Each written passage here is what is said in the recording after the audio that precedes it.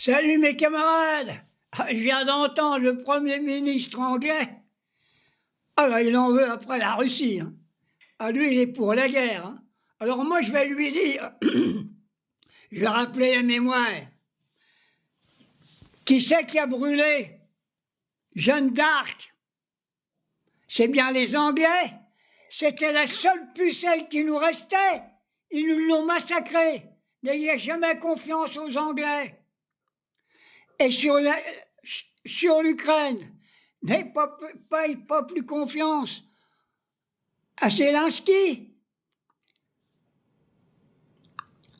C'est un clown.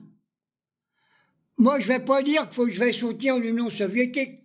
Si, je me rappelle quand même, grâce à l'Union soviétique, si on est encore français, c'est grâce à la bataille de Stalingrad, je suis obligé de le dire. Ben alors, vouloir faire des sanctions encore contre l'Union soviétique, ça ne tient pas debout. Les sanctions, il faut les faire contre l'Amérique. C'est eux, les votes en guerre. Qui c'est qui a fait la guerre partout? Qui c'est qui a amené Al-Qaïda? Qui a fabriqué Al-Qaïda? C'est bien les Américains. Quand ils ont attaqué Saddam Hussein, alors ils prétendent anéantir les dictatures en faisant la guerre. Eux-mêmes, c'est les plus grands dictateurs du monde, les Américains. Alors moi, je dis,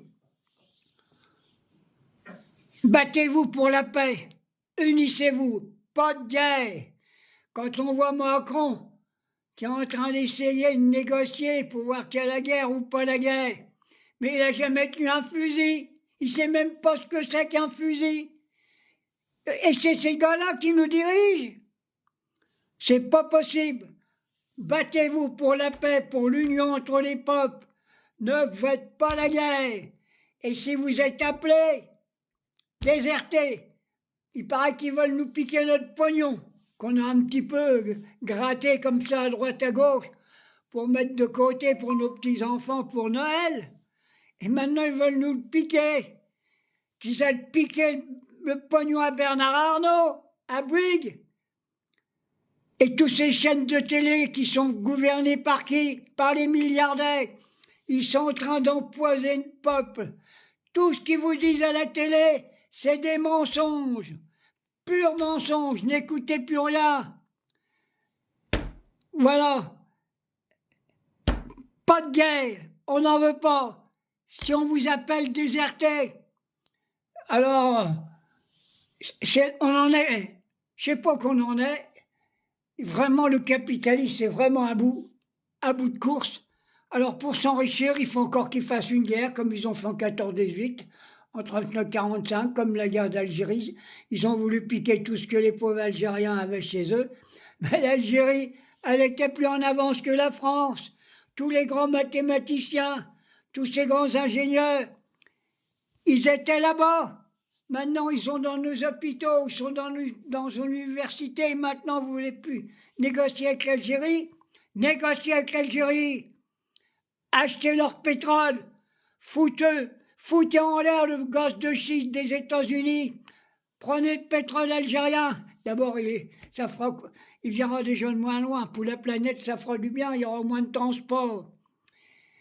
Et je reviens encore, surtout nos grands savants, nos médecins qui sont dans nos hôpitaux, algériens, vous les traitez comme des chiens et vous dites que la France est un pays humaniste. Les Français sont des humanistes, mais les dirigeants, non. Il n'y a rien d'humaniste dans le gouvernement. Rien d'humaniste.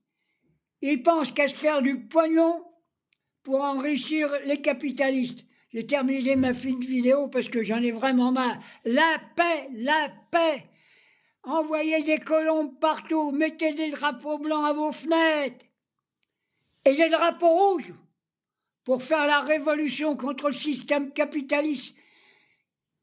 Ils ne veulent même pas négocier pour les retraites, ils veulent refoutre la retraite à 70 ans. C'est pas possible. Allez, je vous embrasse, ma petite colère est passée. Mais il faudra sûrement que j'en revienne, hein, parce que c'est pas possible. Vive l'amour entre les peuples, vive l'amour! Et fermez vos gueules à la télé, les journalistes. Vous n'êtes pas des journalistes, vous êtes des influenceurs pour soutenir le système capitaliste parce que vous enrichissez. Vous avez des salaires à chier partout sur les chaînes de télévision. Et nous, on crève la faim au boulot.